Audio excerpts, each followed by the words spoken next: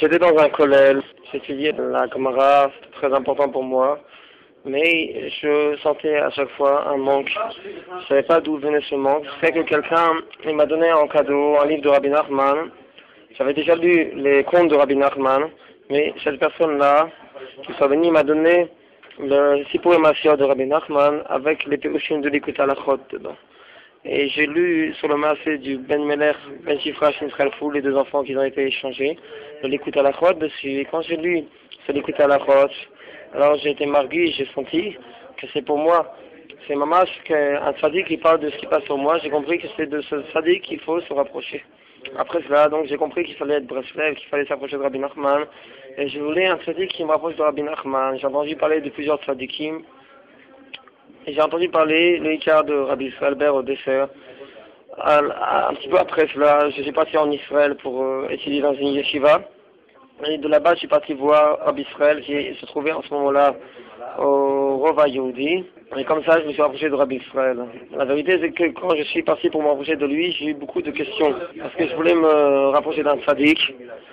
J'avais beaucoup de chakirot, beaucoup de réflexions de comment un sadique c'est quelqu'un qui est loin de ce monde, qui mange pas beaucoup, qui boit pas beaucoup. Et j'ai vu que Rabbi Israël, il a demandé du jus d'orange, alors je me suis dit dans ma tête pourquoi du jus d'orange, ça devrait être de l'eau, c'est un sadique. Après, quand on lui a apporté le jus d'orange, j'ai voulu voir, j'ai dit je vais voir comment il fait la bracha, c'est un grand sadique qui doit dire avec une grande kavana. Et j'ai vu que Rabbi Israël, il a dit très vite la bracha, comme s'il disait sans kavana, ça shalom la bracha. Et j'avais beaucoup d'étonnement sur Rabbi Israël. Après cela, c'était tout très très étonnant, le comportement de Rabbi Israël. Après cela, il est parti. Moi aussi, je suis parti faire Mincha à Géoula. Et quand j'ai fait Mincha à Géoula, dans le chemin Esrei, j'ai commencé à avoir une grande lumière, qui m'a fait une kavana, dans ma tfila, que jamais je me suis concentré comme ça dans la tfila. Et j'ai vu tout de suite, j'ai senti tout de suite cette lumière promener de Rabbi Israël. Après cela, j'ai vu qu'il y avait un sipour, une histoire comme ça, qui ressemblait à ça, avec le Talmidim du Baal Shem Tov, que le Rav de Polonoïa, quand il s'est rapproché du Baal Shem Tov, on raconte comme cela dans les Shifra Baal Shem Tov, qu'il est venu sur Baal Shem Tov, et il a vu qu'il fumait avant la tfila. Pas une cigarette, une pipe à l'époque. Il était étonné, il pensait que c'était pas un sadique. Après il a commencé à prier, quand il a prié, il a commencé à avoir des larmes dans la tfila, il savait que ça ne venait pas de lui, il a senti que c'était du Baal Shem Tov, et il a compris que le Baal Shem Tov c'était un grand sadique. Ça fait plus que 20 ans.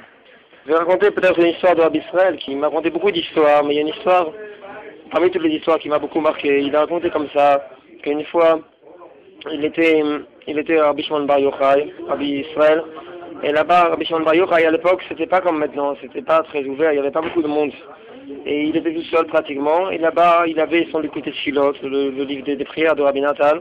Et là-bas, il y a un juif sfaradi qui est venu le voir, et il ne connaissait pas le Likutei Tfilot.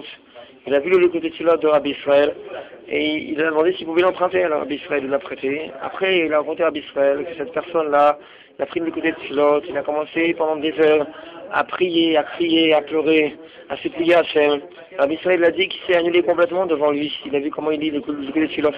Après, cette personne-là, ce juif-là, il est venu voir Rabbi Israël, et il lui a dit tu es obligé de me donner ce livre, je ne peux pas vivre sans ce livre.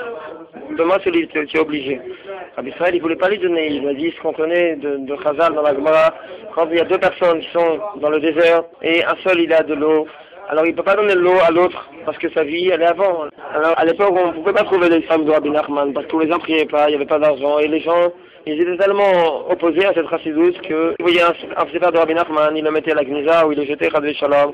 Il ne voulait même pas toucher une table sur laquelle il y avait un livre de Rabbi Nachman.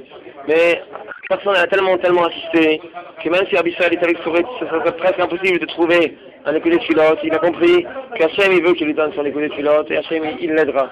Et donc il a donné son Likutei Tfilot. Après cela il est parti à Rabbi Israël comme un orphelin pour son livre. Et après il est parti dans la ville, il est rentré dans un magasin de livres. Et soudainement comme ça il voit dans la bibliothèque du magasin, et il a regardé comme ça, il a fixé le Likutei Tfilot.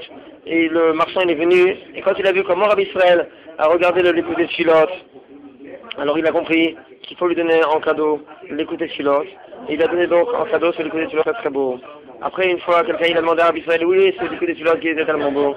Et Rabbi Israël il a dit qu'il n'ose pas dire, il a du mal à raconter, il a honte de raconter. Il a dit qu'il a dû le vendre pour acheter du pain pour ses enfants et pour sa famille qui ne meurent pas de faim.